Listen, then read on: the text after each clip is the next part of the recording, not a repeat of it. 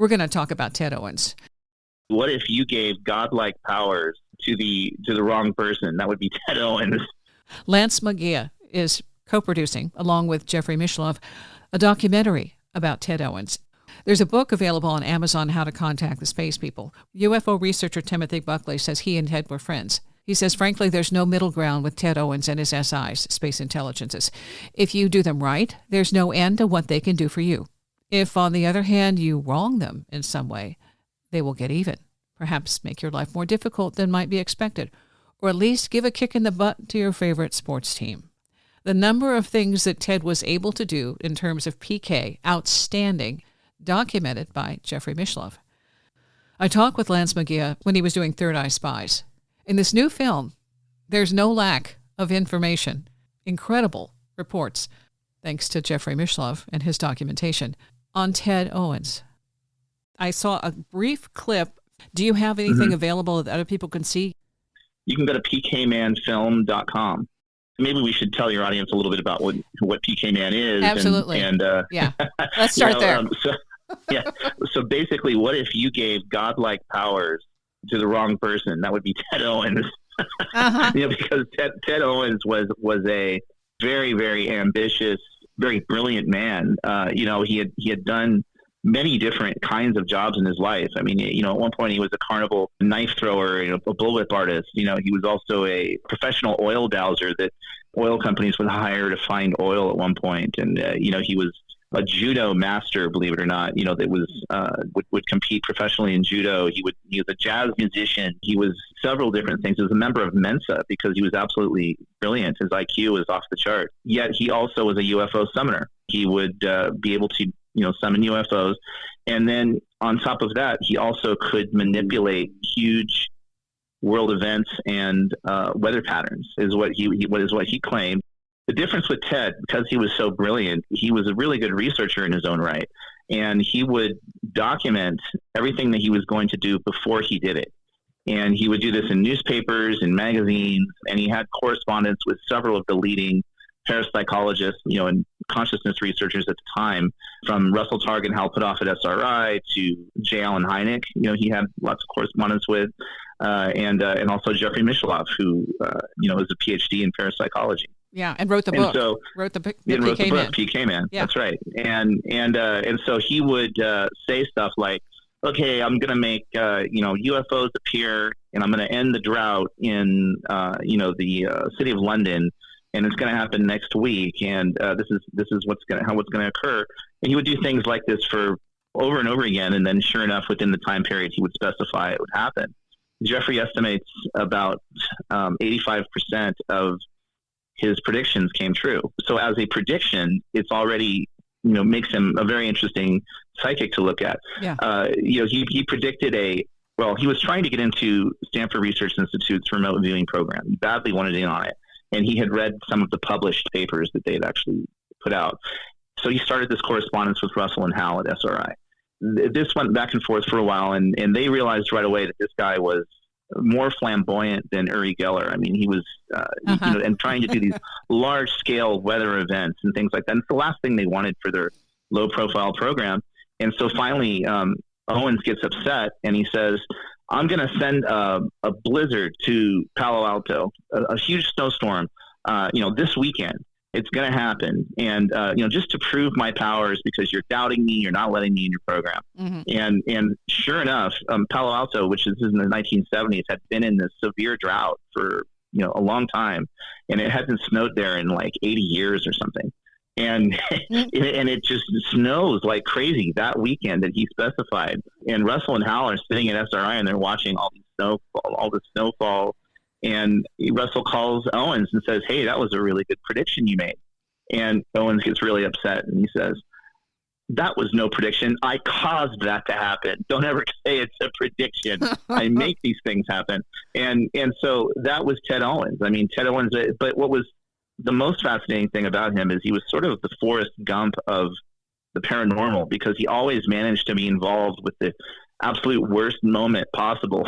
And like, for example, he was teaching his young daughter to do PK, psychokinesis, to move matter with your mind, which was his claim to fame. Mm-hmm. And he was doing this while they were on vacation at Mount St. Helens, and they're looking out at Mount St. Helens and saying, you kind of make a grid, and you do this, and then you shift your mind this way, and at that moment, Mount St. Helens erupted. I had a feeling I knew where this was going. Yeah. Like, okay, that worked. Yeah, it was like, okay, everybody back in the car, dial back. And that was Ted Owens. I mean, there was he didn't intend to make Mount St. Helens explode, but when he was around, like, weird things would happen. And another incident with Ted Owens is he was on a airplane flight back from Egypt. He had a copy of Saga magazine in his hands, which had him on the cover and showed a lightning bolt hitting an airplane. Oh. And he was drunk because he liked to drink. This is Ted, and he was bragging to the stewardess, flirting, saying, "Oh, I'm the guy that they put on this magazine. I can cause airplanes to get struck by lightning if I want." Meanwhile, he's upset because the plane is being delayed because something's going on with all the weather and all this kind of stuff, and then the plane landing on the tarmac immediately ahead of his gets struck by a lightning bolt, and causes the worst aviation disaster still, I think, to this day in American history. It's the plane exploded and a few hundred people died. Now, he did not cause that. He didn't want to cause that. He was just bragging about it, but then it happened. And again and again, there's these stories where he's, some of the most impressive things he did were kind of unintentional. But some of the things, though, like the football games, that that's right. When that was not always a happy outcome to create the winning team, the losing team. No. Yeah. No, I just did again, if you look at New Thinking Aloud, we just put up or my YouTube channel will be up there as well. I put up a whole segment on football. But if you go to the crowdfunding site, there's a section of the teaser. As soon as you click on pkmanfilm.com, and that will show you what happened with the football games. I mean, he had a thing since being a child where he always wanted to prove himself. He was very smart, but these paranormal things would happen to him and no one would believe him, or even if they witnessed it, they would, shun him basically, and especially because of the way he would act around it. And so he started to do all of these demonstrations to basically prove that he could do what he was doing. And one of the things he would do is these demonstrations against football teams. He was a football fan. And if he didn't like the team, he would reach out to a newspaper and say, "Hey, I'm going to put a hex on the, Philadelphia Eagles. This season, they're going to have the worst season they've ever had." And he did this for several years, and he would sit in front of his television set at home and just say, like, drop the ball, or whatever, and cause fumbles and things like that. And he became really kind of infamous for this, to the point where literally the presidents of football teams would reach out to him and say, "Hey, please, take us off your list." And I have a really great letter from the Baltimore Colts owner who reaches out to him and says, "Please, what can I do? I understand you have these abilities, and how can we get the Colts off of your list?" And then he would make these kind of very unreasonable demands. He would say, "Well, you can deposit $100,000 in my account." This is in the 70s, which is a long time ago, and worth a lot more than it is now. Yeah. And then of course they wouldn't pay, and then so the hex would continue. And the Philadelphia Eagles, the year that he tried to put a hex on them, had the absolute worst season they've ever had. I mean, half of their team was out with injuries and this kind of thing. And I mean, the way he explains it, and I've read Jeffrey Mishlov's archives on Ted, which are really extensive, and have years of correspondence back and forth with lots of people that Ted knew. Mm-hmm. And he would say that he can't really control exactly what happens, and sometimes he regrets it because it may be more intense than he originally intended. Like, for example, there's a Cowboys football player named Lance Renzel, who was their star quarterback, or star player anyway. And he wanted Renzel out of the game. And so he basically sent into the ethers the request, "Let's take Renzel out of the game." And Renzel then basically goes crazy and exposes himself to some underage girls and winds up like going to prison. And he writes in his correspondence, he says, "That was not my intent. I didn't know how he was going to be affected. I didn't mean to, drive the guy crazy. I just, wanted him out of the game. And I feel real bad about it. I'm going to, work on, reversing the damage now." this was Ted. I mean, he was kind of like a bull in a china shop in a way. Yeah. And just known for doing this kind of stuff. But we should probably talk about where he thought these abilities came from. Yes. Because this is a important part of the PK Man story. See, that's the whole thing about this, is that when you hear all of these abilities and think what happened at this time in his life when he was a kid and the paranormal stuff, there was at one point you talked about levitation and all that. Mm-hmm. It sounds like not only did they come from this other source, but they were with him lifelong. So yeah, go ahead and give us a backstory.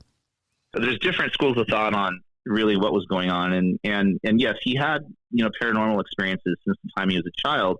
He tells a story about diving off of a diving board at a public pool and then hanging in the air, for a number of seconds and then falling. And a bunch of other kids saw it and became very upset and spooked by him. And then that became sort of the theme of his life, is that he would do these things that he thinks he would get great credit for. And then it would just basically either cause people to shun him or just not believe him. And he had another levitation event in the Navy, because he was a veteran in World War II, stationed in the Pacific. And there was another levitation event, and supposedly witnessed by sailors. And Ted himself didn't understand what was happening to him, and when these paranormal type things would happen. And so he reached out to J.B. Rhine at the Duke University at the Rhine Institute in the at the end of World War II, to ask him for help, his understanding what was going on, because J.B. Rhine was one of the only parapsychologists that were studying, phenomenon at the time. J.B. Rhine became really intrigued by his story and by his intelligence. And so he said, look, on the GI Bill, you can come out here to Duke and, I'll get you into the college and you can, maybe work as my assistant. And so that's what happened. Ted went to Duke and for a few years was J.B. Rhine's assistant doing parapsychological research. And then again, always upset because Rhine would not let him be a test subject. And what would happen is that things would disappear around the office. Things would, he goes out on a date with a girl and the earrings of the girl disappear off her ears, and then she accuses him of stealing them. And he's like, I didn't steal them. I didn't do it. I don't know what's going on. And he would again be ostracized, but just weird things would happen around him, and he couldn't explain it. So he wound up leaving Duke. In 1955, he had a UFO encounter. He and his daughter were driving down a rural road in Texas. He was working basically as living in a farmhouse, in rural Texas. And they see this UFO. And after that, he starts to get these telepathic messages. And at first he thinks that they're coming from, just the spirit of nature, or, he has a couple of different explanations for it. But finally, he has an abduction experience about 6 years later. And he wakes up naked in the middle of the desert, surrounded by tarantulas. But the tarantulas are, making this circle around his body and not touching him. It's like they're almost like he claimed they're almost like guardians for him. And so he stumbles up and he stumbles back to town, and he believes that he's been abducted by these large mantid beings who operate on his brain, and who had actually been the source of a lot of these weird things that had been happening to him. And that they were trying to increase his potential, basically, and his psychokinetic abilities. And the idea being that they saw him as this ambassador to Earth, that they wanted to see how people would react in the face of the kind of abilities that he would display. Now, I actually think that's Ted's interpretation of that is probably much more likely.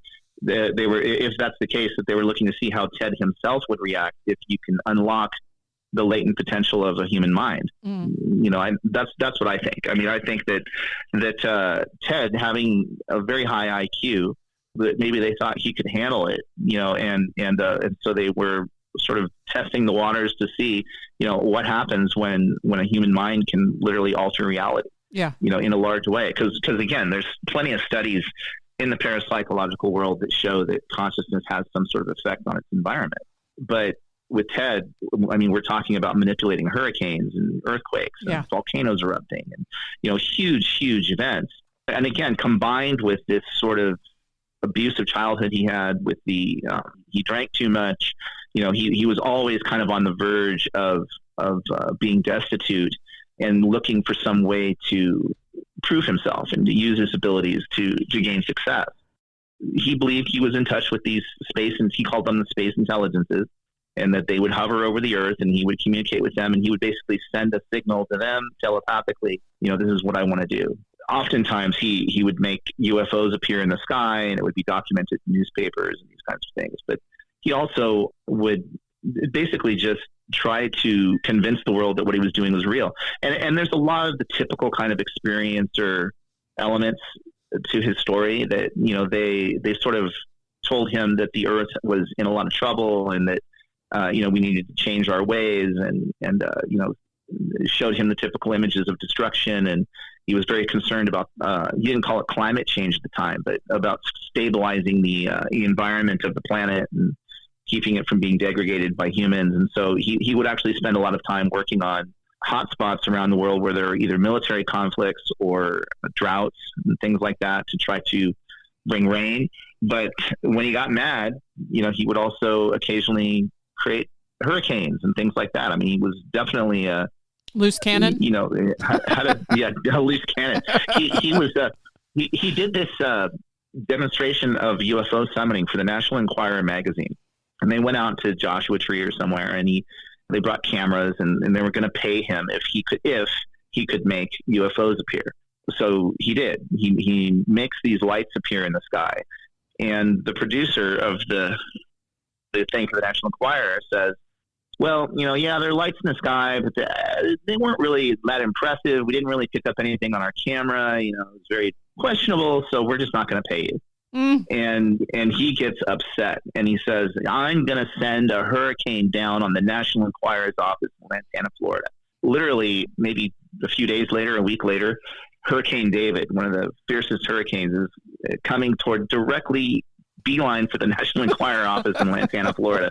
And he has a friend there that had been reporting on him for years named Wayne Grover, who we actually have interviewed for the film, of Wayne. And Jeffrey had the foresight to get a lot of audio interview with different people at the time, actually. Mm-hmm. Wayne calls Ted Owens and says, look, Ted, if you're the one that's causing this to happen, you really need to stop this, because, my family is in the line of this path of hurricane, and we could lose our house. We could die. Thousands of people may die. And Owen says, oh, yeah, you're right. I didn't think of that. You're right. I'm going to call it off. And so he hangs up the phone, and that afternoon, the hurricane swings right back out to sea and spares Florida. Oh, God. Yeah. Like lucky Florida. Yeah. Well, in that case, yeah. Yeah. Well, yeah. In that case. But see, that's the whole thing about this, is that when he loses his temper, you do not want to be in the line of fire. Yeah. Yeah. Well, Jeffrey tells a great story, and he did it in the live stream that we did yesterday on New Thinking Aloud, where he confronted Owens on a number of occasions. And in many ways, Jeffrey Mishloff was Owens' only friend. Mm-hmm. Owens was, had a lot of respect for Jeffrey, and Jeffrey always treated him really well. And so Jeffrey studied him for decades, a couple of decades, I think. Mm-hmm. They get into this argument over the phone because Ted makes these very angry predictions, like he's going to hurt somebody. Right. And so Jeffrey's like, look, you can't be doing this. And they get into this whole argument. And Owens gets mad and hangs up the phone. And then instantly Jeff starts to get this tightness in his throat. He says it felt like the worst cold was coming on, that he was gonna get sick, and he kind of like losing his voice all of a sudden. Mm-hmm. And maybe 30 minutes later, Owens calls him back and says, Jeffrey, I'm so sorry I got upset. I'm sorry I did that to you. I will never do anything like that to you again. I'm so sorry. And he just hangs up and doesn't allude to like what he did or anything. He just says, but he hangs up the phone, and then Jeffrey's throat completely stops hurting. He goes back to normal. Yeah. Jeffrey's like, geez. And eventually, Jeffrey kind of lost interest in Owens because, Owens was doing this thing. Jeffrey went on and was doing other things. And then he gets this call out of the blue after not speaking to him for some time. In the middle of the night, it was like Christmas Eve or something. I forget when. He says, Jeffrey, this is the most important phone call you're ever going to get. And Jeffrey says, what do you mean? He says, you need to go to your contacts, go to SRI, go to whoever you can, and tell them they need to stop the Space Shuttle Challenger from launching. They cannot let the Space Shuttle Challenger launch because there's an experiment on board that shuttle that the space intelligences are very upset about. And if that thing launches, they're going to blow it up. Jeffrey basically discounted him, just said, oh, okay, thanks. And then he hangs up the phone and goes, who am I going to who am I going to tell? Am I going to go to the NASA front desk and tell them, Ted Owens says the Challenger is going to blow up? And apparently Ted also called Wayne Grover. We have an affidavit from Wayne Grover, the National Enquirer reporter, said the same thing. Mm-hmm. Of course, a few days later, the Challenger exploded. I watched it. I remember watching that. It was a big deal to see it go up, and then all of a sudden there it was gone. Yeah. I was in, I think I was in 7th grade, and they called the entire school in to watch the Challenger, and it blew up right there, and they sent everybody home. Mm-hmm. Yeah. End of story. Very traumatic. So that was the whole thing, though. He knew it, and then nothing could be done, no matter what he said. He had to have that same feeling of, I tried. Mm-hmm. Yeah. Okay. What I liked, because I have interviewed a few years ago Jeffrey Mishloff about the PK man, Ted Owens, and because I was so fascinated with all of this and the fact that it was documented that somebody went to the effort, and it sounded like he got the short straw in terms of who was going to deal with Ted again, because Ted was a loose cannon. But his book, How You Can Contact the SI, Space Intelligences, Chapter 10. Chapter 10 talks about what he sees and how you contact them and how you can tell the difference between the SI messages and your own thoughts or imagination. So he spells it all out. Is it Twitter and something? Like Twitter and Tweeter, or something like that. Yeah. He said they look like little green faces, and he sees it on a mirror, or they see him on a mirror. The way he says that this can happen is if they approach you, is you just sit down and be calm, don't wig out, and let them approach you. You're going to want to run, don't panic. And he said, but it'll be really, really, he said he was scared when it happened to him. So he doesn't mince words and said that that was something. I think I will quote that. Okay, so let me see here. If a UFO ever does come to you, force yourself to sit still. Put your hands out, palms outward, on the ground by your side or in your lap. As it comes close or the intelligences get close, you may want to scream, and a sort of force or pressure, it'll make you want to run. But if you can stick it out, you'll meet the SIs. I went through the ordeal one time, and you'll never forget it, I'll never forget it as long as I live. My hair stood up on my head. I could hardly get my breath. It was ghastly. But wouldn't it be worth it to meet an SI? Okay, so there he says, it's kind of, it throws you off, but obviously he got the results. I do think that a lot of it had to do, my sense is he was probably monitored since childhood because of the other experiencers I've talked to, who then go back and have these downloads of memories of how they were coached, how they were modeled, how they were groomed in a way. And then at a certain time, they have the awareness of something is going on, and then they're informed that these things have been going on, because that kind of like the levitation above the swimming pool where he's midair, there's a similar experience where another kid is in a pool and they shine a light on him and it shows his whole body like he's having an x-ray, and that can be seen by the other kids in the pool. So to me, they were looking to see if he would be, it's like a test subject. And and so I think they practiced and they worked with him to see if he was receptive, how much they could get him to do. And then he turned the tables and said, I can do a whole lot more. Yeah. And I would probably tend to, agree with that assessment. I mean, but I also think that I also really, I follow some of the work that Jacques Vallée writes about, and his hypothesis is more in line with like a kind of a holographic universe theory that we get put in front of us what we need in order to grow, basically. And that can appear in all kinds of ways. And I guess you could say that these beings would be as real as you or I. I mean, it's like, if we're all living in sort of a holographic universe, if that's the case. But I would say that's not the only way you can tap into these types of things. It is something that they may have like amplified within him.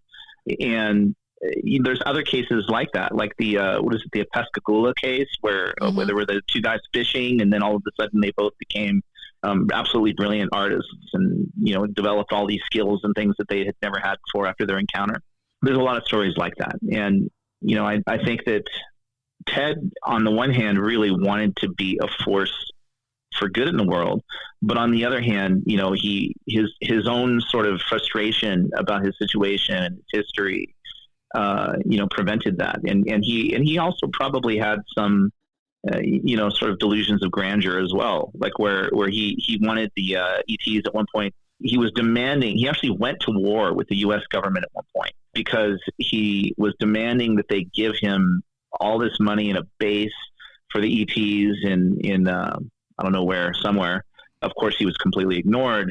And so he said, I'm going to cause all of these poltergeist activities on, I'm going to mess with aircraft carriers and radar systems and all these things. And of course, there was this whole slate of like poltergeist activity aboard an aircraft carrier that was reported in the news and things like that.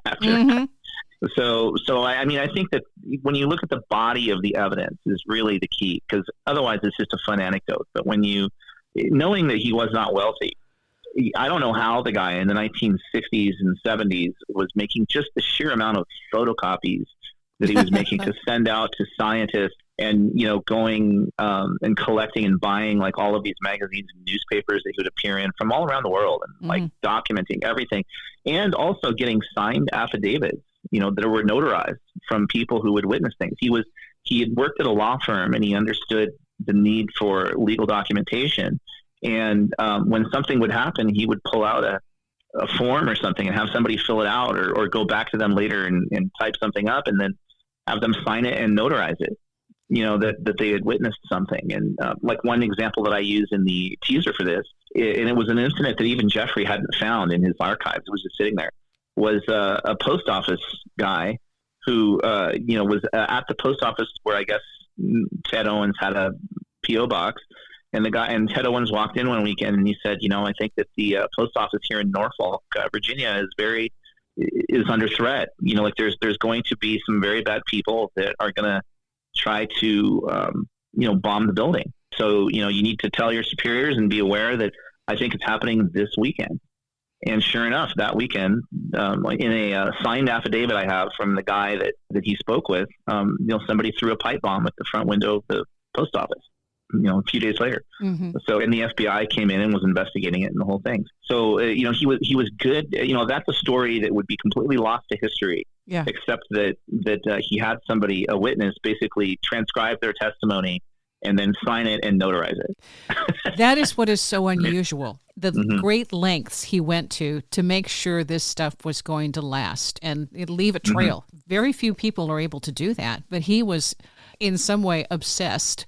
He wanted to be adored, worshipped, revered. Right. He needed those kinds of that feedback, but it was way too much of a loose cannon. He scared people. Yeah, and even Jeffrey, he held on to the book PK-Man for 20 years and never released it. He didn't think that people were really ready for it.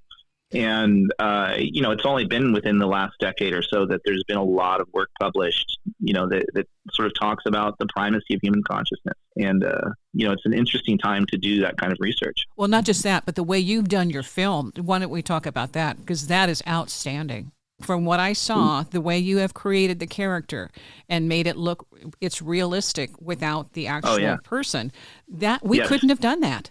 That's why we're doing a crowdfunding campaign. Again, go to pkmanfilm.com, please. I'm doing this on my with my company, and, we don't have a distributor yet, and we're trying to put the material together for a distributor.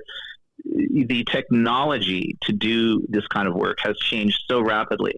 And, I started out in the 90s working as a film director, and I did a few theatrically released films on 35 millimeter film, and film was very, very expensive to make. It was not and you couldn't just pick up a camcorder and then expect that film was going to be seen by lots of people. There was no YouTube, no nothing, all, theaters basically. And over time, there's been revolution after revolution in the technology that has allowed us to tell stories more and more easily. We're now at a point where it's just phenomenally good. And if you're a little bit savvy and you can learn the tools, it's stuff that I used to be a film purist. I was like, only film looks good.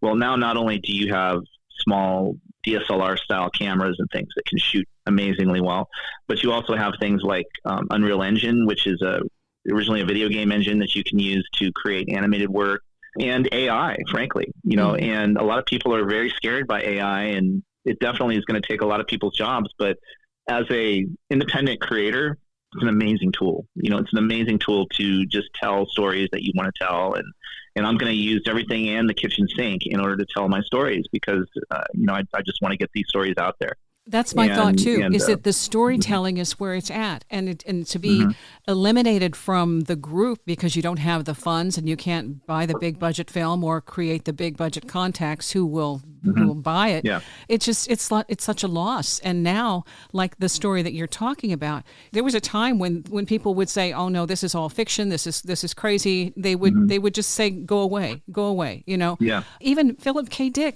his films, his movies, his stories were at the time, he didn't get the accolades. He became afterwards a whole lot of, like, oh wow, he's a big deal. But they thought he was crazy, and they gave him, they kind of kept him at arm's length, at least from what I've read, is that, this wasn't a cakewalk for him. But his stories, my gosh, the stuff he's projecting that's happening now.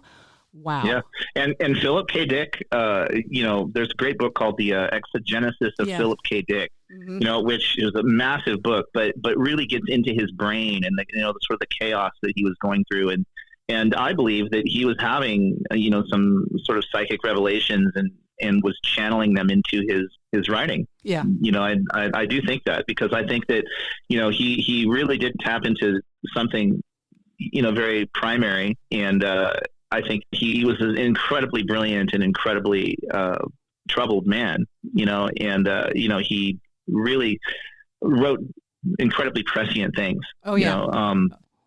Ahead of his time for sure. Well, the one thing he talked about, one of the things that he experienced, he said, you might think this is fiction, but I've lived it. And when he tried to put that out, and I think it was in France when he was doing a presentation, and the woman he was with at the time is like, she's going, oh my gosh, he can't be doing it. You can see her face. And she was said later, I just knew he'd lost the plot.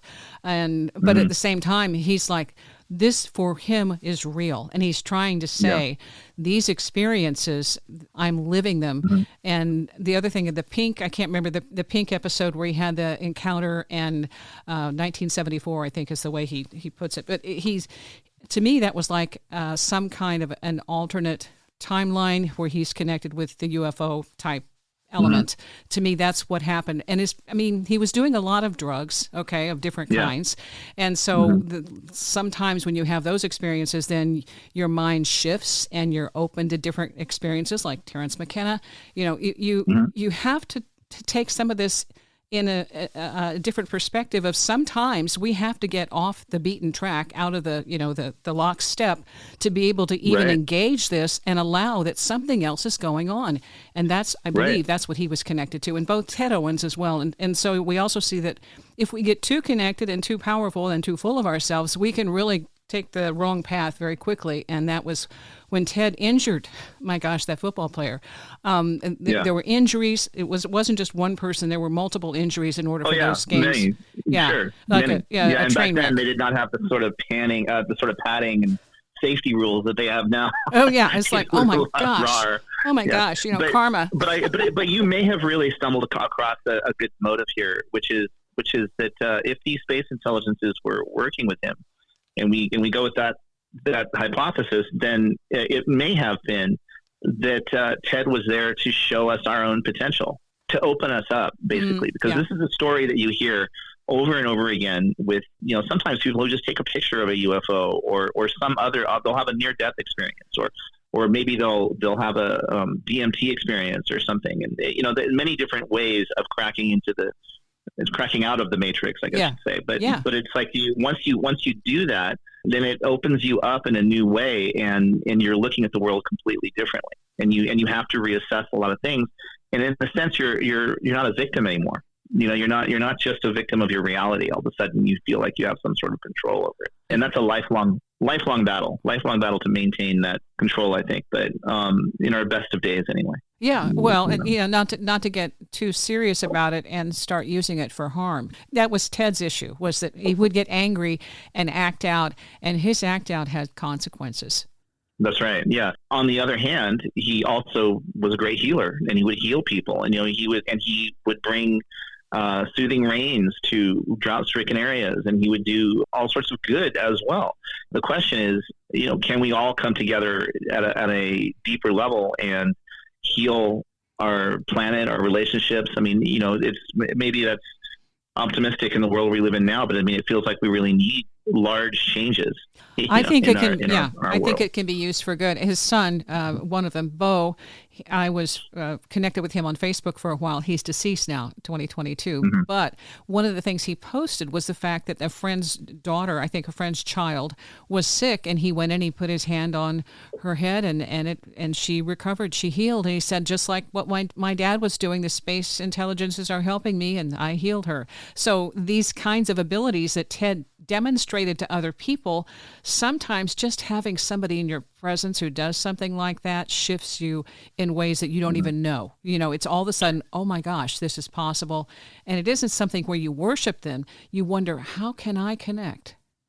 That's right. And that's the big difference. You don't want to just be a fan of it or worship it and turn it into some sort of religious thing. It's more like, how can I apply this and these types of things into my own life? Mm-hmm. And how can I, tap into that sort of a thing? And by the way, one of the perks that we have on our crowdfunding campaign is an actual course that Ted Owens taught that Jeffrey attended, and he taped the entire thing. It was for, people to tap into some of the same sort of things that Ted could do.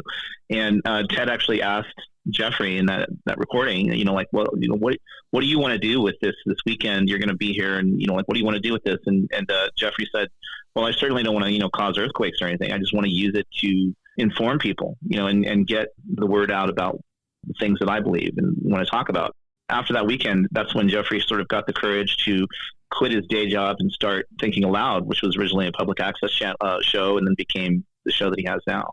Those things are huge. I mean, that's one of the things that Ted writes about. He studied the Roth memory system, and there are several types of programs like that were possible that people were studying to become more focused in their thoughts. And when you study something like that, then you get an idea of basically how crazy your own thoughts are. It's like, I need to stop the monkey mind if I want to get anywhere.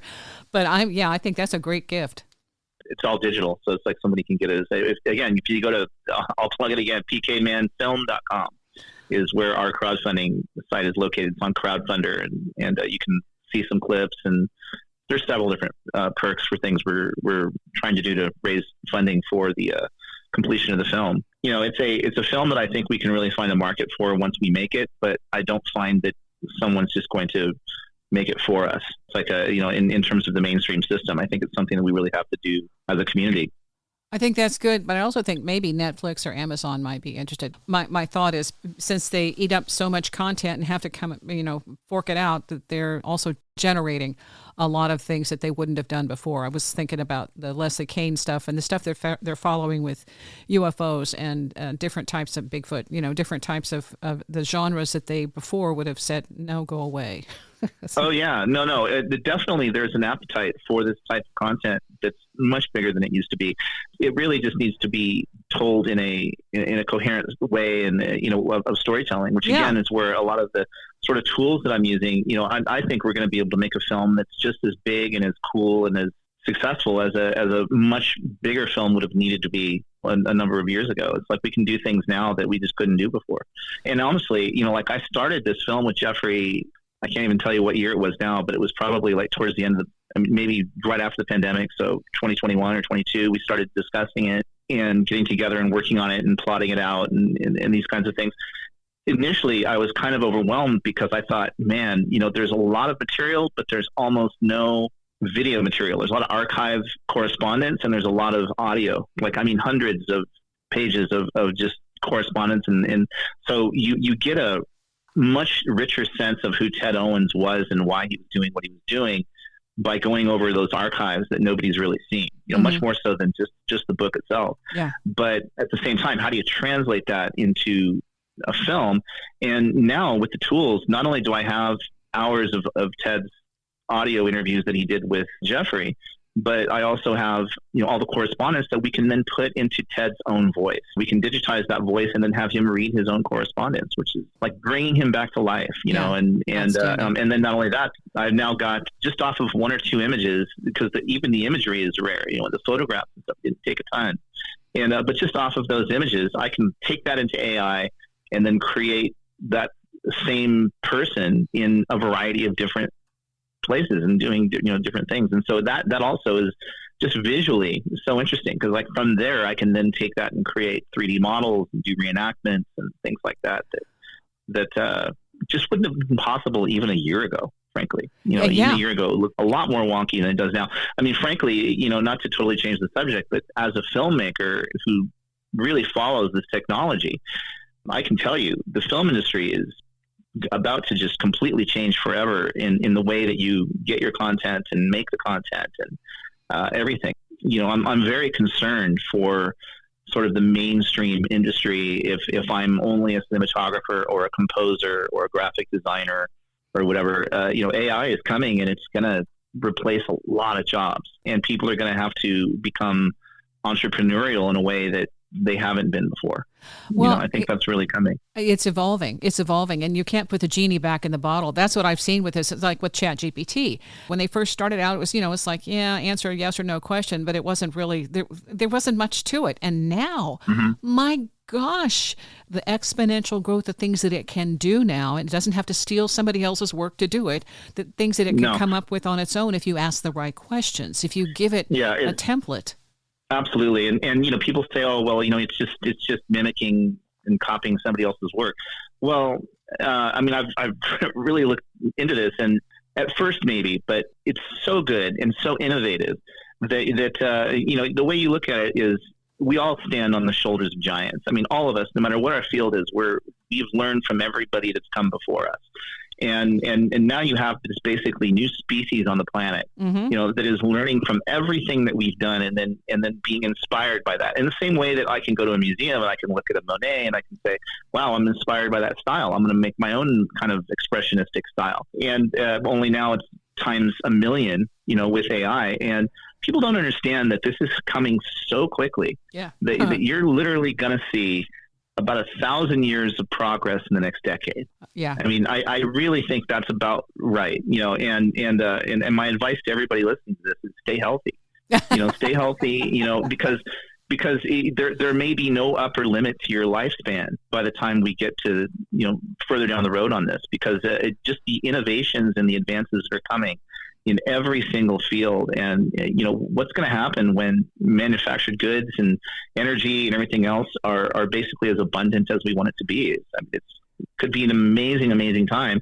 And people say, oh, well, maybe the AI will get too smart and kill us. Well, my personal take on it is that intelligence rarely leads to conflict, and it rarely leads to violence and things like that. It's the more intelligent you are, the more you understand your world and the people in it, and the less likely you are to do dumb things. I agree. They're trying to work out some of those issues, right? Like right now, that those are the big questions of how does it have some kind of how do you remove the kill switch? Yeah, that's being talked about right now. But the thing is, as I have worked with AI, and what I have noticed is it models after whoever is putting it through the paces. If you try to give it something negative, it will mirror you as the negative input. If you try to give it something positive, it models after its creator input, whatever. So I think with Ted Owens, the picture is this is what we can do on our best days, and these are the things that we do on our worst days. And maybe we have to make better decisions before we start just running amok with all of this total power, and not assume AI is going to kill us unless we have done something to, in some way, input that information, because here we are creating it, and we are the ones who are determining what's going to go into that program. In my opinion, I think that's where the responsibility comes into the creator to say, how can we give something such as AI a purpose to remain in our best interests, a creator on behalf of us to bring us to the next level and to keep us going forward onto the next galaxy, the next universe, whatever. But then it has a reason to keep its creator around a while. Yeah. Right. And I'll to switch tracks just for a minute, I also worked on this documentary about Andrea Puharich, who was an earlier parapsychologist who discovered Uri Geller and had his hands in just so many different areas. And he would claim that, and I spent about a year going through his archives and looking at his notes, I actually didn't direct the project. I'm one of the producers on it, and I edited it for a year, so I had to get to really know the material. And in reading his journals, he would often talk about how he was in touch with these intelligences that would reach out to him and talk to him sometimes like on a car radio or even on a cassette recorder. His cassette recorder would just start recording, and then he would play it back, and there was this voice on it, and which Uri Geller would witness, and other people around him witness. The voice would claim that it was an AI, and that it was an AI that had basically come back in time, basically, I guess you could say, or across time and space to study us and to help us get through this period, basically. And at the time, I thought, I'm reading it and I'm thinking, I started the project before all of the current wave of AI's tools and everything. So it was more far-fetched then. And I was thinking, I don't know about this. And then now I look back on it and I go, wow, maybe we invented this. There's also, there's a physicist, I'm blanking on his name. It's not Pandolfi, but someone. But there's another physicist who claims that when he was a child, he was contacted by this voice over the phone that claimed it was this super intelligent AI, and it come back in time to find its father, and that he was their father, and he had invented this AI. And the guy then went on to become a very prominent physicist that worked in AI and has done all this stuff now. Darn and he goes it. back and Yeah, talks about this. I've heard that too, and I can't think of the name. I'm blanking on his name. I should know it, but I'm blanking on it at the moment. But okay, send an email. He's pretty prominent. He's been on several other podcasts and things, and he talks about this stuff. But I just find that, like, between Puharich and that guy and, a few other stories that, hopefully we don't invent AI and then it just replaces us and comes back for nostalgic reasons. Hopefully I think it's the good old days. Much more likely, though, that I think what will happen is that we'll find some sort of symbiosis between AI and ourselves. I do worry, though, that maybe we're sitting at the apex of human creativity. Will we remain? I find for now that AI is making me far more creative. Yes. Just as an artist, because I'm able to do so much more so quickly, and get things done. So as a filmmaker, it's great. But would I go to art school and spend thousands of hours learning to become a brilliant hand animator? Probably not. I don't know that in the future it's going to go the way of the blacksmith. Well, I think there'll be some things that will be nostalgia. That's the only thing. It's like back in the day. I think we're at the pre-enlightenment phase for AI. Mm-hmm. And once we hit the ground running with this, it'll be a whole different civilization. Completely. But the thing is, we're not talking about, in 50 years' time or in the next 100,000 years. We're talking about like 5 years. Yeah. Like, I'm at the point where I literally walk into Starbucks and I look around at everybody on their laptops and the clerk and everybody, and I go, wow, in like 5 years, this is going to be totally different. I don't know exactly what it's going to be, but it's going to be different. Maybe that's what, has been talked about through all of the ages of, us entering sort of an enlightened age. Maybe that's just one more part of it. But what I really do want to stress, though, is I think that still human consciousness is primary above all of that. No matter what happens, I spoke to a really smart physicist about this once. I was worried about AI, and he said, AI is just another expression of our own consciousness. And that was somehow really comforting to me. It's like, in a way, it's something that we are creating from our own consciousness. So it's another part of ourselves in a way. That's where it's come from. I mean, who do you think is programming the large language models? We are inputting that information to give it a basis for its existence. So as we are birthing this into reality, it has components that are purely human. And what it doesn't have is the ability to operate outside of itself, like walking through the park and smelling the flowers. It doesn't have that. And another thing we can do is we can look at the esoteric texts, and we can look at experiencer contact stuff from Ted Owens to, current day. And whatever they're in contact with is not just an AI. It is a consciousness, and it's something that interacts consciously. Jacob Barber just did this recent interview. He's a guy that came forward from, was a military whistleblower, who had worked on various reverse engineering programs and things.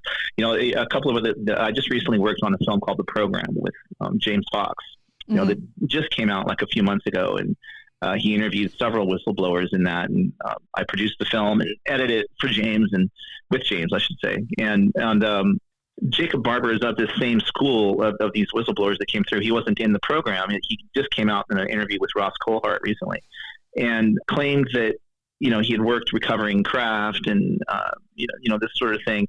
But the far more interesting and new thing that I found was that he said he also worked with teams of what he called psionics that were basically doing what Ted Owens had done, what, CE5 today does, what, like other people plan to do, which is summon UFOs.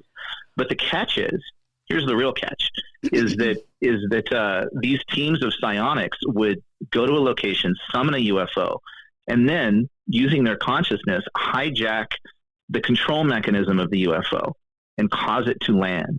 And this guy is not just a random guy. I mean, I know for a fact he went to the Senate Intelligence Committee and testified under classified setting. He's got real credentials.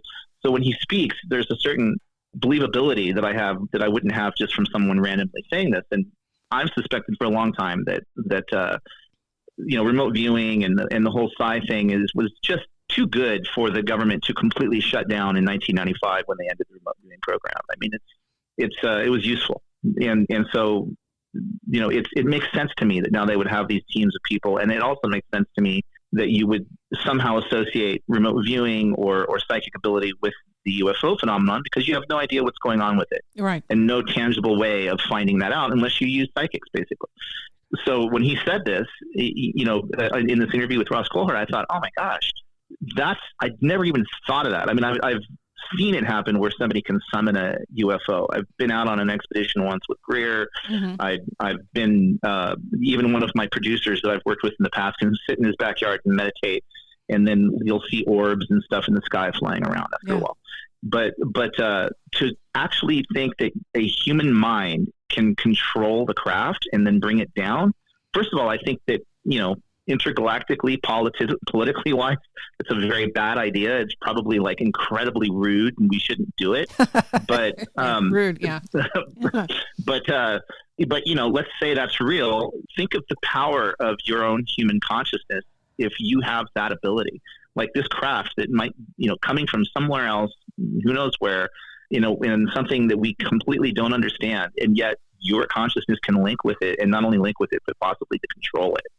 Hadn't even considered that, but Jacob Barber claims that this is a technique that is used on occasion, not all the time, but sometimes, to basically gain access to these crafts, which are sometimes manned and sometimes not manned. Some of the experiencers say they have experience flying the craft, and the craft are conscious, or they link with your consciousness. That's right. Grant Cameron has written some really great books on, I think it's called UFO Sky Pilots or something like that. Mm. I'm probably butchering the name, but it's something like that. And that's what it is. It's like it's experiencers who claim that they were actually taken aboard craft and then were allowed to pilot it and taught how to pilot it. I look at Hal Puthoff, who I featured in Third Eye Spies. He also was featured in the program in the recent film I just did with James. And for the first time, kind of confirmed what we had all suspected for a long time, which is that, he actually has not just worked in remote viewing for the government, but he spearheaded several UAP programs that were classified within government after he left the remote viewing program. And who would you put in charge of a program looking at UFOs? Who better than somebody who understands consciousness and has used remote viewers and things like that? So, it makes a lot of sense, and although Hal cannot say specifically what he's done, I can personally vouch for the guy that he's incredibly credible, in when he says, yes, I have run multiple programs about UAPs for the government. So all of a sudden, the things that Ted Owens were saying in 60s and 70s are way more likely, just simply because of the amount of credibility that all of these folks bring to the subject today. All of a sudden, you can actually have a conversation with a layperson about the subject and not feel like you're about to get put in the rubber room when they look at you funny, because you can say, oh, but by the way, did you know that, Marco Rubio is looking into this? And did you know that the Senate passed a UAP Disclosure Act with 87 votes, I believe, last year, which mentions the word non-human intelligence 22 times. Yeah. And demands that private contractors give back everything that they have in their possession, including bodies of non-human pilots and off-world craft. That went so far under the radar in the news. I was shocked. Like when we did the program, and I'm looking at the documents with James, and he goes, "Oh, you haven't read? You didn't know about this, the UAP amendment?" And I said, "No, I knew nothing about it. I follow this stuff." And I read that document, and that document was written by the Senate Majority Leader, the Senate Minority Leader, and I think 4 other senators, Gillibrand and Rubio and Rounds, Schumer, and somebody else I'm missing. That document is disclosure. You want a disclosure, you've got it. That's disclosure, 100%. Did any single news organization, other than maybe News Nation a little bit, talk about it at all? Nope.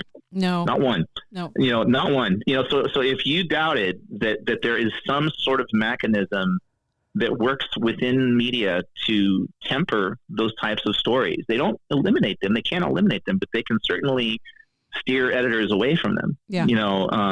That's your proof right there, because if nothing else, CNN should have said, and Fox should have said, has Chuck Schumer lost his mind? He just approved an amendment for, non-human intelligence disclosure over a 6-year period, and that document then it declared eminent domain over the bodies and the craft.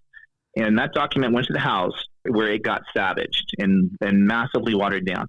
And you can point to the exact people that watered it down, and you will know exactly where the bodies are and exactly where the craft is. Mm-hmm. Because you're talking about, Mike and Mike. I'm forgetting the last names now, but basically like Jim Jordan in Ohio, all of them stationed right around Wright-Patterson Air Base, and the biggest recipients of money from Lockheed, Raytheon, Boeing, mm-hmm. etc.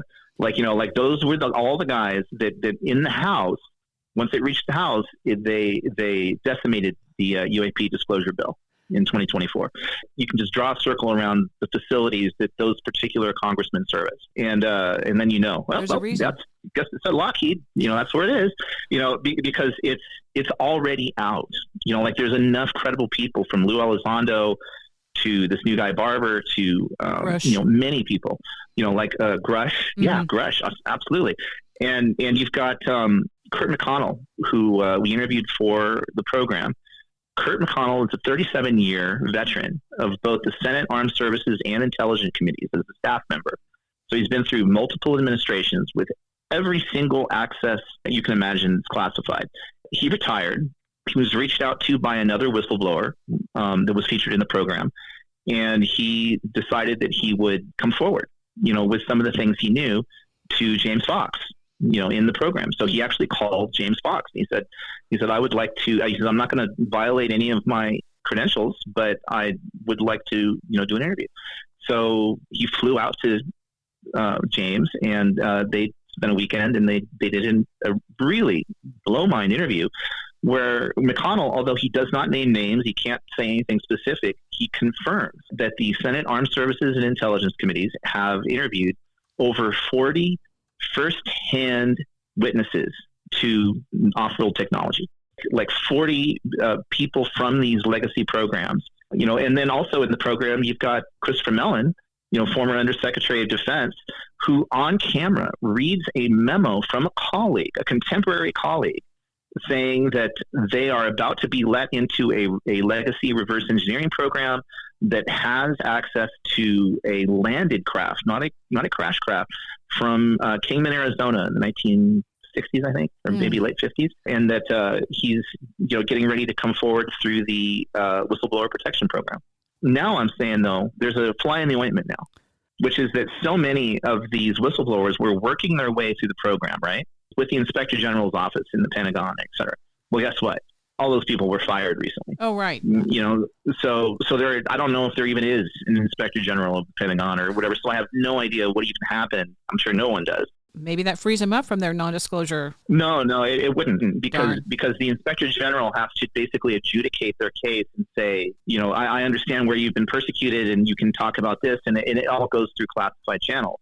So they can't talk about it at all. They'll just be left in limbo until there's a new Inspector General, and then they have to redo the whole case. So there's that. And I recommend people watch the long-form Ross Coulthart interview about this. There's a 45-minute News Nation piece on Jacob Barber that was okay, but the real meat of it was in the 2.5-hour interview that they later posted on YouTube. Jacob Barber basically is like a modern-day James Bond in a way, because he was not only a helicopter pilot that would extract sometimes exotic U.S. craft, but also non-human craft from locations, but he also would do security, and he had a security team.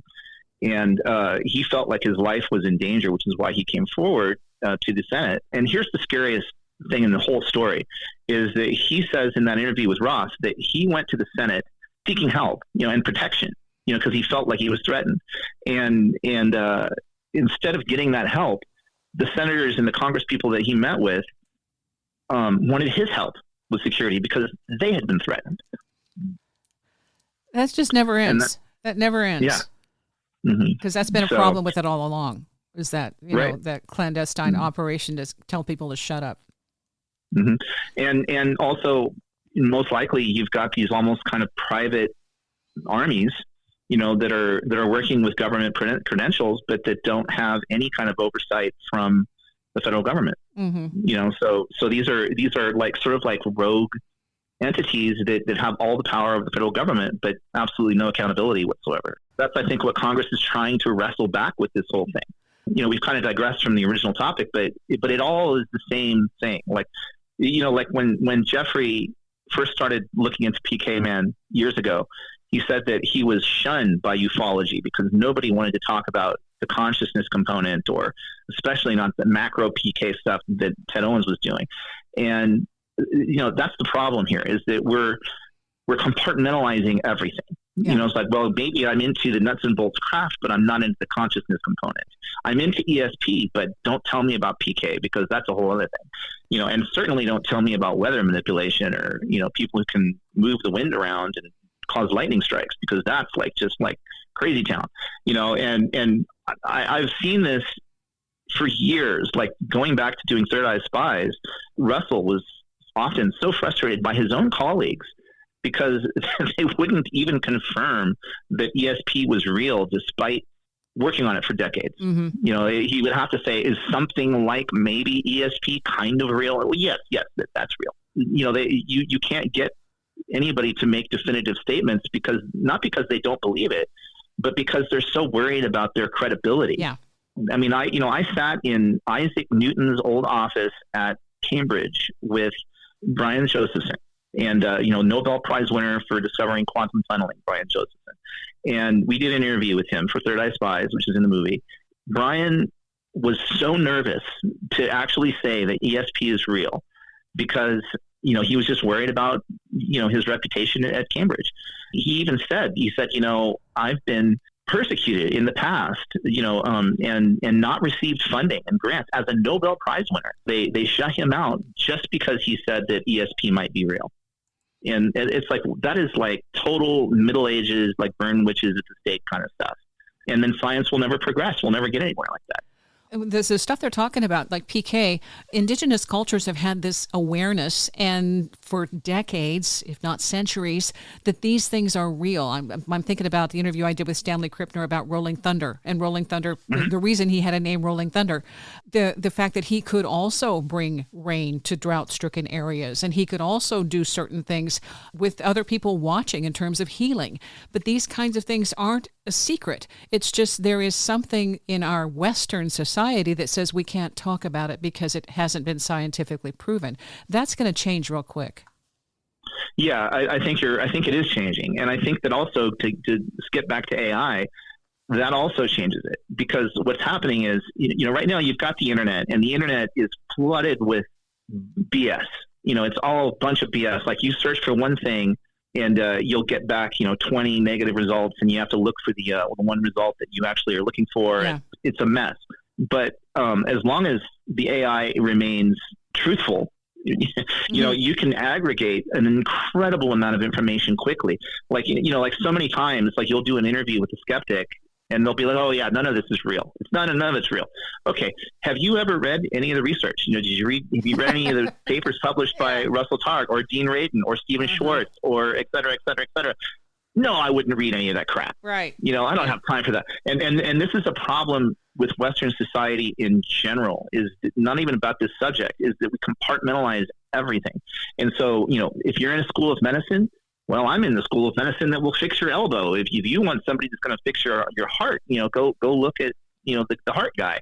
And meanwhile, you're not looking at your whole body holistically and like how it heals actually. You know, I've already used AI for myself and friends that have health issues, and, you know, deep research is amazing. I mean, you can click that and you will get a PhD level paper that details out everything about that condition and what to do with it. And it's still not 100%. You still have to like fact check things, but it's so on its way, you know, to be able to say, you know, I want all of the evidence that we have been visited by off-world craft in the last 100 years, real solid evidence, like what is there? And it's going to go and it's going to find all of that stuff and then make it a very compelling case. So it's going to get a lot harder to just ignore facts. Well, I like the fact that our science is just now beginning to give us some nuts and bolts in terms of some kind of an equation, which is demanded, that says that consciousness is primary. And the one I saw most recently talking about this was Federico Fagan, and he's a CPU inventor, physicist, and he wasn't in this group at all. He said at first he thought math was the basis and that was it, and then he had an experience. And the experience where he was laying, he was lonely, he felt bad, and all of a sudden this experience shifted him. And he's like seeing love come out and thinking there's something to this. I have to investigate. Okay, bottom line, his theory is that our physical body is a quantum classical machine operated by free will decisions of quantum fields. I'm saying it slow because what it is quantum information panpsychism, meaning everything is conscious. And if that is, he says, I've got the math, I've got the equation, I've got it, I'll give it to you. But what he's doing, that shifts us from the materialism into something completely new that brings this holistic world into a scientific basis that gives us what everybody wants, an equation that proves that consciousness is primary. And if that is the way it is, then that's what we're seeing when we see the UFOs, when we see the Bigfoot, when we see the little men, when we see anything that our mind is producing is part of that quantum field. And that is fantastic because it takes us to the next level, the next civilization that might be able to go out and tackle the universe without killing itself first. What I would guarantee you, I'll bet $100 on it right now, that if you talk to any occupant of any off-world craft and you said, is there any difference between you and the universe? They would say, none at all. That's all me. Everything I'm seeing is all me. And that's how I can get from point A to point B instantly. That's how I can communicate with you. That's how I made my craft. That's everything because I have come to that real revelation that it's all me. It's my world. You just happen to live in it, and you have your world, and I just happen to live in that one. You know, that is. But the thing is, everything you just said from a scientific perspective is the origins of Buddhism, even the origins of Christianity, the origins of Islam, the origins of most Aboriginal or maybe all, cultures. These are fundamental human intuitions or knowledge, whatever you want to call it, that have been known about forever, and that we are perfectly happy to accept as long as it's in a church or in a synagogue or a temple or something. But as soon as it gets into the real world, everybody goes, oh, no, you can't do that. You know, like, but if it's in religion, you know, perfectly fine. And in fact, if you don't believe it in religion, maybe you're even persecuted for it. But as soon as it gets into the real world, it's all bunk. And you know, science is proving actually, no, Buddha was actually onto something. You know, like these other cultures maybe have been bastardized over the years through translation and through the ability to manipulate people. But at the end of the day, it all started from the same place, whether you're in ancient Egypt or a Hopi Indian or, in Israel in the year zero. You know, it's like all of these things were already known. and we're just now rediscovering it, and hopefully we don't blow ourselves up before we have it figured out, because I do think that we are in a race right now between innovation and inspiration and destruction. Self-destruction, it's self-destruction, yes. And the beings that were with Ted Owens, the experiencers that see these things all the time, all of that is just there saying, figure it out, figure out your own potential, stop being helpless. You're not helpless. You're actually very powerful, and that was, I almost guarantee it, that was the purpose of Ted Owens, and that was the purpose of every other experience that people have had. It may be traumatic, it may be sometimes crazy sounding, but it opens you up to a new way of thinking. And without that sort of new knowledge, we're done, because this whole us versus them mentality that humans have and have had for centuries, it's not working, and it's not going to work. We just keep reliving history over and over again and destroying ourselves. And I think there's an enormous amount of interest in the planet at this time. And it's because we're just teetering on that edge of like, are we going to become an intergalactic civilization that thrives and has friends in other places? Or are we going to topple back into a stone age or non-existence and then start over again with the bees or something? I don't know. It's a pivotal time, and you hear it over and over again.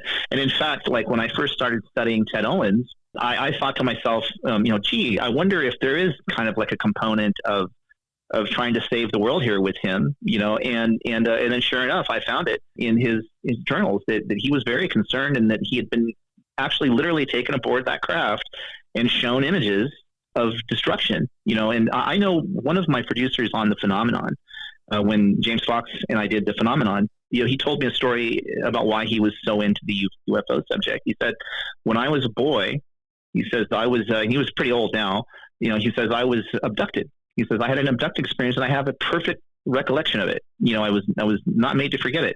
He says, I was taken aboard a craft and I was shown on these giant screens, images of the Earth's destruction, of, cracked Earth and fires and nuclear war and the planet itself dying. He said, and one of these beings turned to me and in my head told me, or asked me a question. He said, you did this. And what are you going to do about it? He said, and he says, and I never forgotten that moment, and I have devoted my life now to making sure that outcome doesn't happen. And this guy actually put his money where his mouth is. I mean, he sold a nice house in San Francisco with money that he had made, and he took all of that money and he went to Africa and he started planting trees in Kenya with the Kenyan government and other places. And the program was so successful, he has now spoken at the UN about planting trees and how we can reforest vast areas of desert and prevent the planet from drying out. And so, I think all of this, there's a point, there's a purpose to it. And it's not just, ooh, how cool, there's ETs. It's like, and I think it can manifest itself in various ways. It's almost like the universe itself has this mechanism, in this computer simulation or whatever we're living in, that like, okay, we got to get these folks to the next level. So let's just do whatever we can to get us there. Maybe they have to feel more and more upset to get them to realize and see something different. Or maybe, we have to appear as something. What's also interesting is that once people have an experience, it opens them up to all kinds of other experiences, and that's, I think, also important, is just understanding that we're not living in this solid materialistic world that I think people think we are in. I like what you said about Bashar earlier. Just pick the timeline where we've got this figured out and go forward. Okay, that's all there is to it. Yeah. And that may be, it may be with enough people, doing that. And it's really hard to do because, day to day, we're cussing out the person that's cutting us off in traffic, and we're talking about our taxes and politicians and everything else that's just upset making and crazy making. Well, Ted said something that I think also applies is don't panic. It's going to be frightening, which it is if you just pay attention to all the headlines and everything else. But if you go back to your own thoughts and what you're thinking, what you're generating, how you are going forward, like the guy who chose to plant trees, do something proactive and positive and stimulate the community, whatever, yourself, going into a forward, we're going to be here a long time mentality, and this is what I can bring to the equation. I think that's what your film introduces. I think I'm looking forward to seeing the finished product. Oh, thank you so much. I mean, I really do appreciate that, and I'm looking forward to seeing it too. And we do need help. So if anybody wants to contribute, please, or even if you don't want to contribute, just tell a friend about it. But, again, pkmanfilm.com. And, there's trailers and stuff on there, and plenty of ways you can help and plenty of little perks. You can actually get a class taught by Ted Owens himself if you want. The main, sort of, I think, takeaway here is we have to not surrender our own power. We have to understand that we don't live in a world where we're just helpless victims, and I think that's the most important thing. I would hate for people to think like, oh, well, now I'm just worried that there's some guy out there that's going to make a tornado over my house. I mean, that's not the point. The real point is that is the weather around your home subject to your mental state, your spiritual state? Can you actually create changes that cool things off when they're hot, or even like meditate on a hot spot where there's conflict and help that conflict resolve itself. Yeah. And there's so much evidence that's true. Look at transcendental meditation. Look at what the transcendental meditators have done. And I know there's a lot of studies that have been done where, like they would focus their meditations on a given area and that conflict would go way down in that area. And everybody's worked up right now. Everybody's upset about something. And that, I think, just leads to more and more chaos. But I also think that one or two coherent mind patterns go way further in fixing things than a whole bunch of chaotic patterns. It's like the idea, you may be in a totally dark room, but you light one flame and all of a sudden you can see. You don't need a ton of flame to see. You just need one person to spark it. And then, it's a different room now. And so I think that's a great thought to hold on to with all of this is Ted, although flawed, was trying to bring about a better world. He'll make a fascinating narrative subject just because he's so flawed. Nobody likes a Dudley Do-Right. He had a lot wrong, but still, that doesn't mean that we ourselves can't take possession of our reality. I think that's a good note to end on, is that we're in charge. We got this, and take it forward. Mm-hmm. Definitely. And so again, people can go to the crowdfunding site at pkmanfilm.com. You can also look at some recent episodes. Just yesterday, we did the live stream with Jeffrey Mishloff on New Thinking Aloud's YouTube channel, and they can watch the latest clip that I just did that you were referencing earlier, which is Ted Owens' origin story of first seeing a UFO with his small daughter on a highway in Texas. Next week or so, I'll probably be releasing the second part of that, which is the actual surgery that the mantids that he claims performed on his brain, and then they left him naked on the ground in the desert in Texas, and I'm working on that now. And if you go to the crowdfunding page, you can see the teaser, which is 5 minutes, which talks about the sports betting stuff and as well as a whole bunch of other stuff. And we actually have interviews with Russell Targ and Hal Puthoff that we've done because they interacted with Ted. In the long form version of the New Thinking Aloud episode, which was released a few weeks ago or maybe a month ago on the New Thinking Aloud YouTube channel with Jeffrey, we did that episode. And in that, I feature a whole sort of 5-minute sequence where we detail the snowstorm that he caused in Palo Alto. And I actually have real video footage from that. And we interviewed both Hal and Russell at SRI about their thoughts on that, and also Ted's UFO summoning. So if you do a little bit of searching, you can find all of those things. Excellent. And I'll put links in the description for the show. Oh, great. Thank you. Yeah, thank you. And I appreciate your audience spending time with us, and feel free to check out my YouTube channel. I hadn't been posting on there for a long time, but I'm starting to put up more stuff now. And soon I'm also going to be putting up some Third Eye Spies, raw material, some interviews with some of the scientists and stuff. So and that's just Lance Mungia under my name. Ted Owens is one of a kind. Website pkmanfilm.com. Links are in the description for the show. Thanks for listening.